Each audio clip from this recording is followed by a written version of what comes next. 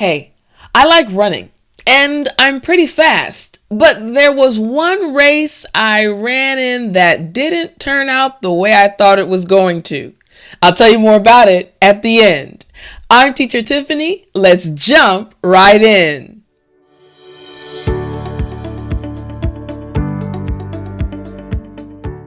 All right, first things first, I need you to hit the subscribe button right now.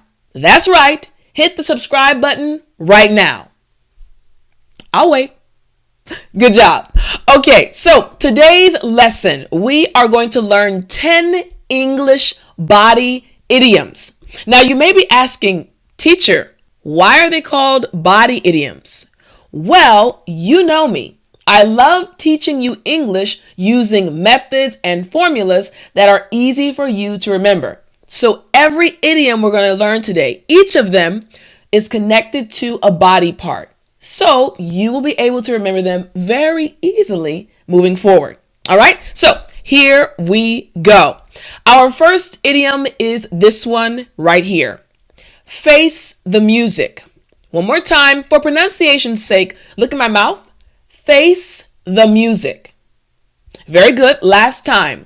Face the music. Excellent job. Now, this idiom is very simple, but it means to be confronted with the unpleasant consequences of one's actions, or to accept responsibility for something you have done. Now, I have a really quick example for you. You see, today I actually was at church and I was spending time with some young people, and there was a little boy who was kind of acting up.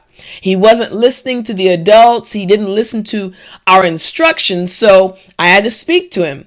And I said, hey, I need you to listen to us because we're trying to go through the program. Now, the little boy realized if he didn't listen to us, he would get in trouble later with his father. So he decided to listen. Again, the little boy didn't want to have to face the music, so he decided to listen. Again, facing the music just refers to taking responsibility and facing the consequences of your actions. Okay, so let's look at some example sentences. Here we go. First, we have this one right here. Michael broke a vase and had to face the music when his father got home. Again, you can tell his father is not going to be happy when he gets home, right? Okay, got something in my eye. There we go. All right, number 2, here we go.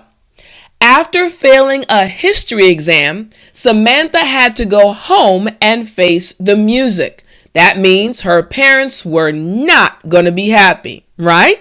And finally, here we go. The students all had to go to the principal's office and face the music. So you're understanding that this idiom is actually related to someone having to deal with the consequences that aren't pleasant because of an action, right? So again, we say face the music. What's the body part?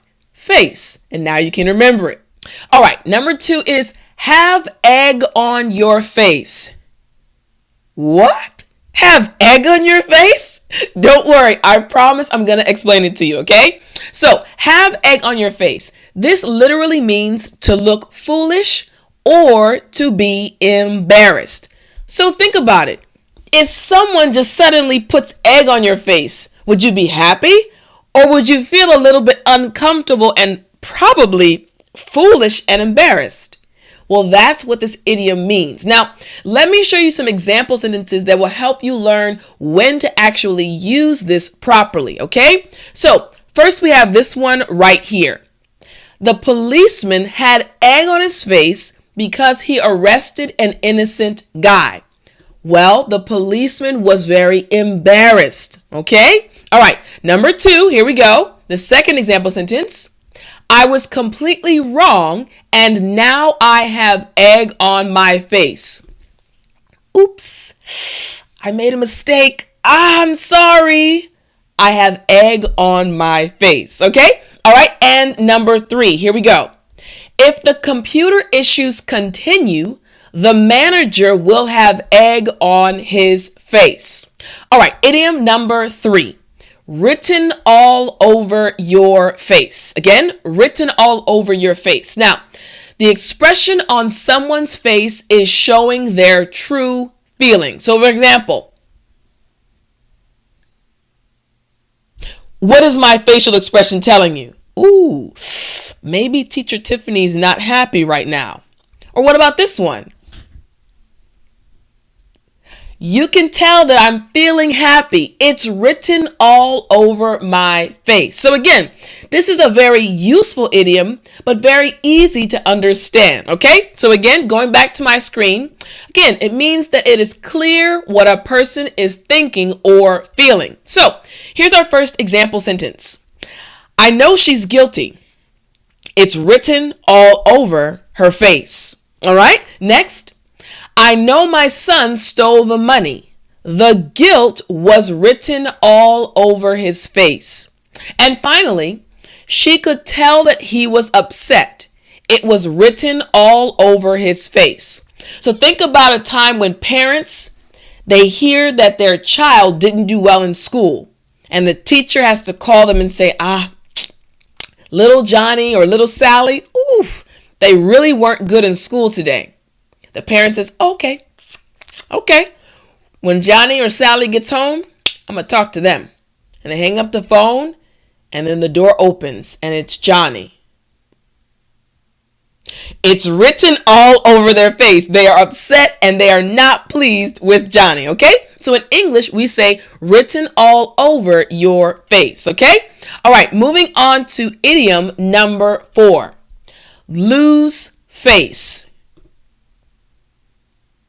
What do you mean lose face? Are we losing our face? Like, oh no, where'd my face go? No, we're not saying that.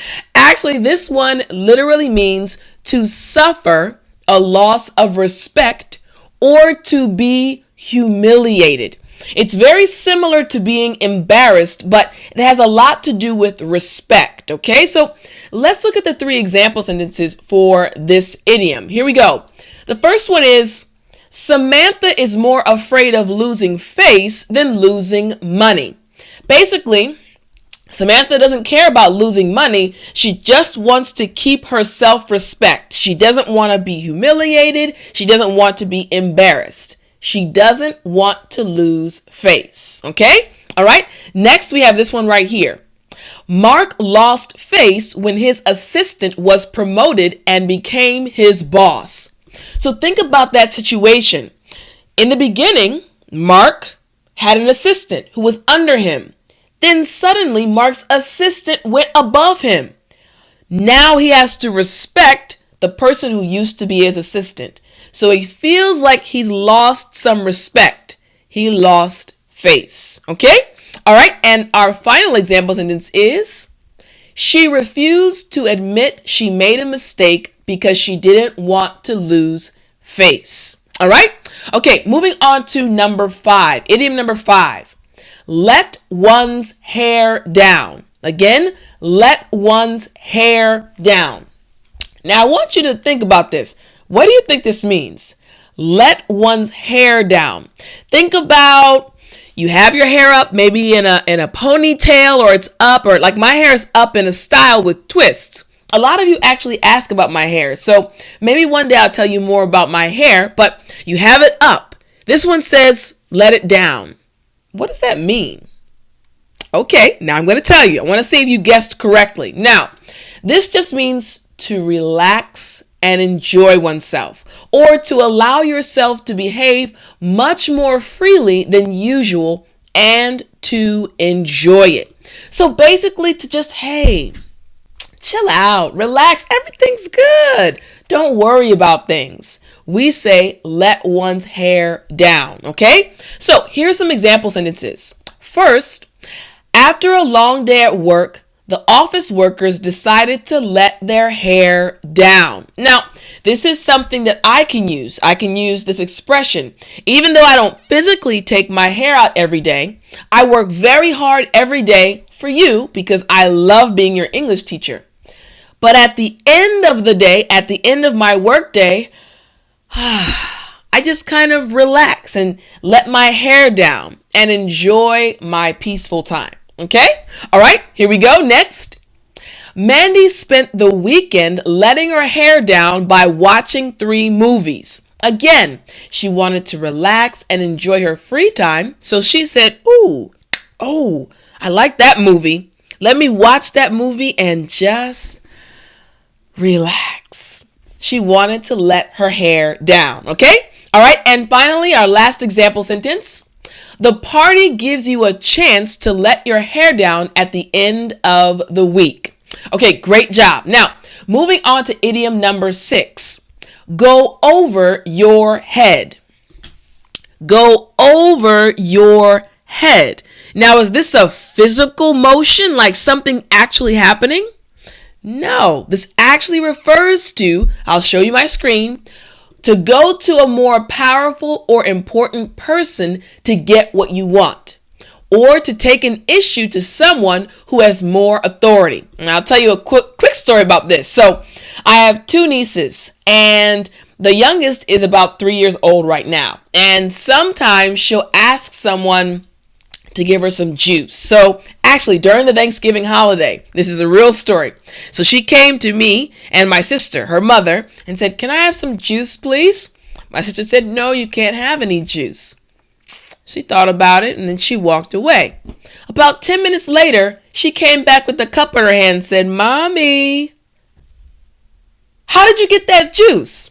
And she said, "I went to Pop Pop." Now, Pop Pop is my father and my sister's father, of course, which is her granddad. So she saw in her mind, Mommy said no, I'm going to go to my granddad. Now, in her mind, she thought she was going over my sister's head. She thought she was going to someone with more authority. Now, of course, my sister had more authority, but in her little mind, my niece's mind, she said, Mommy said no, but Pop Pop or Granddad is going to say yes. So my niece went over my sister's head. That makes sense? Okay, now let's see some more example sentences. Here we go. I was furious that he went over my head and complained to my manager. Next, I don't want to go over her head, but if she won't listen to me, I have no choice. And finally, he had to go over his head to get the approval he needed. All right, moving on to number 7, head start.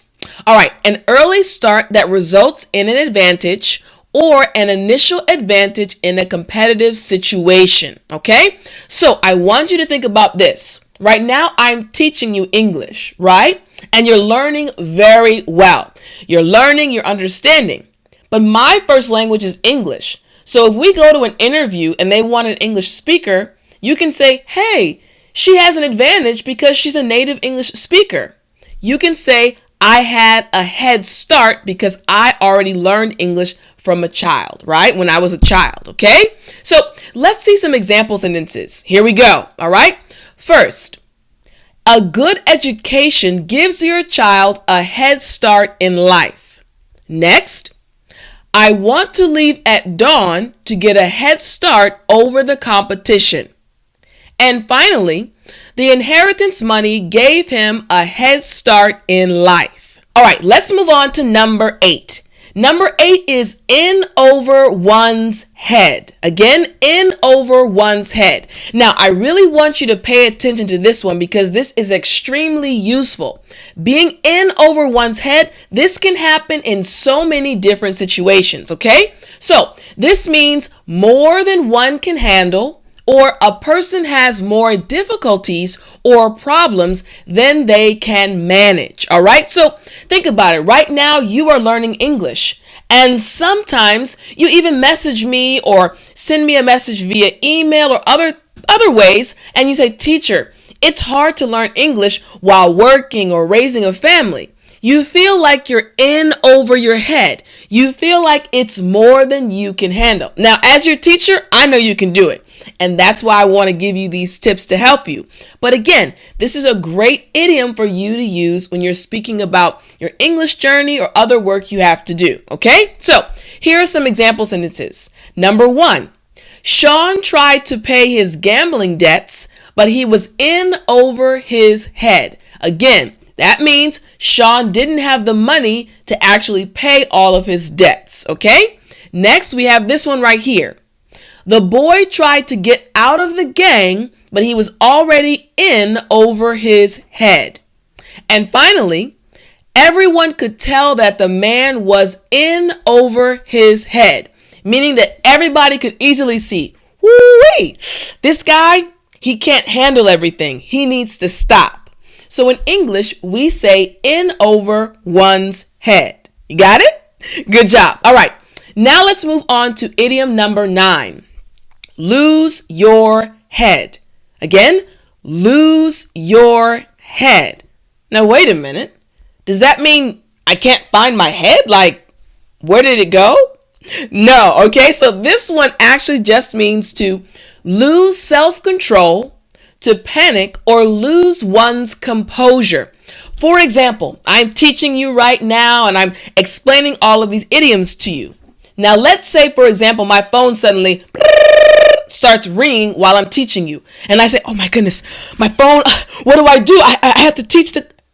I lost my head, or I started to panic or lose my composure. Now, that's how you can use the idiom in this situation. But let's see some other example sentences, okay? So here we go. First, I was afraid, so I lost my head and started panicking. Next, after he ignored me, I lost my head and started yelling at him. And finally, try not to lose your head when you get stopped by a cop. Again, that just means remain calm. Don't panic. Don't lose your self-control. Make sense? All right, great job. Now, let's see idiom number 10. An eye-opener. Okay, an eye-opener. Now, this is a situation that proves to be unexpectedly enlightening. Something that surprises you and teaches you new facts about life. So, for example, I have told you all many times that I really enjoyed my time in South Korea as a missionary English teacher. Now, I spent almost 10 years there. Prior to going to Korea, I had never experienced life in an Asian country. But my experience there, all of the things that I learned by living and actually being around so many Korean people, that experience was an eye-opener. I learned so many things about myself and about other people. So that was an eye-opener, okay? All right, now let's see our first example sentence. Here we go. Living in another country can be a real eye-opener. That is exactly what I just explained, okay? All right, now our next sentence, here we go.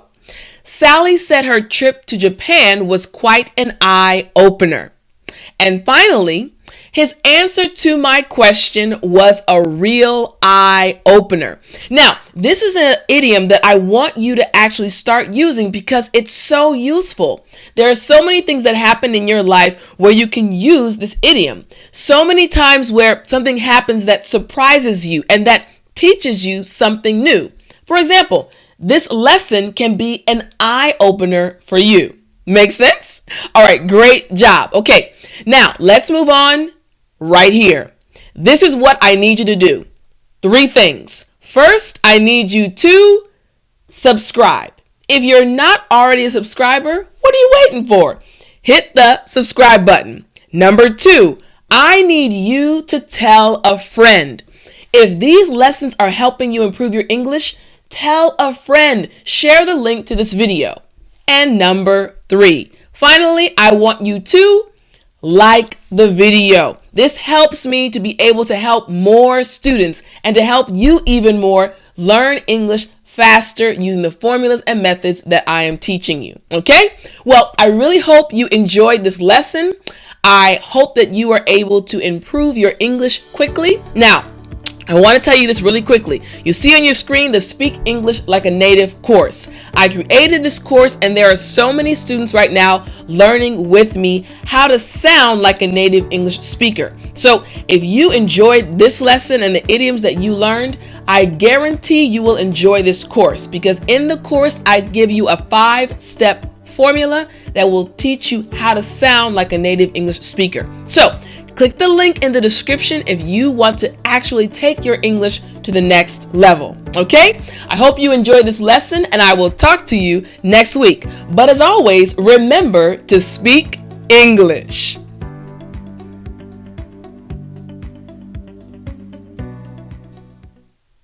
You know I didn't forget. It's story time. Okay, so remember at the beginning of the video, I told you that I'm a runner. I've always been a runner. I was the fastest girl in my school when I was in elementary school. I was voted most athletic when I was in high school and in university. So I've always been a very athletic individual. Now, one day, my friend and I, a good friend of mine, he's a guy, and we were hanging out. We went out to eat, and we were walking back to his car. And he's taller than me, kind of we say a husky fellow. Not fat, not skinny, but he's kind of a bigger guy. And he looked at me and said, "Tiff, I can beat you in a race." Now, guys, I'm a humble person, but when it comes to athletics, I know that I'm pretty good. So I said, "No, you can't." Now, again, he and I are both adults, so we weren't in high school, we weren't in university anymore, but I'm very athletic. So he said, "Tiff, no, I can beat you in a race, and I'll give you a head start." Remember, we learned that, right? I said, "Dude, come on, I am going to whip you." That just means I'm going to beat you really badly. That's a slang term. He said, "Okay, let's do it." Now, we were in the parking lot walking toward his car. So he said, "Okay, Tiff, I'm going to give you maybe about a 3-second head start." So I said, "You know what? I'm about to dust this dude." Now, dust this dude just means I'm going to take off and he's going to be in my dust. Like behind me, there's going to be dust. So he said, "Okay, ready, set, go." And I took off running. Now, again, I'm very fast. So I'm running as fast as I can. And all of a sudden, I hear this sound behind me. And I knew he was running behind me, but it was coming closer and closer. So I tried to go even faster and faster. And before I knew it, he had passed me and took off down, and he was way ahead of me. So far that I actually slowed down and stopped and looked at him in amazement. Now, when I finally caught up to him, he looked at me and said, "I told you I'd beat you." Now, again, we're still very good friends, but it really caught me off guard because I'm very fast. So it taught me this: you never judge a book by its cover. That's another expression we use in English. It means don't judge someone by the way they look, because he did beat me. Now, I'm not going to say that he'll beat me again because next time I have to go faster, but it was fun. We had a great time. I hope you enjoyed this story, and I will talk to you in the next video.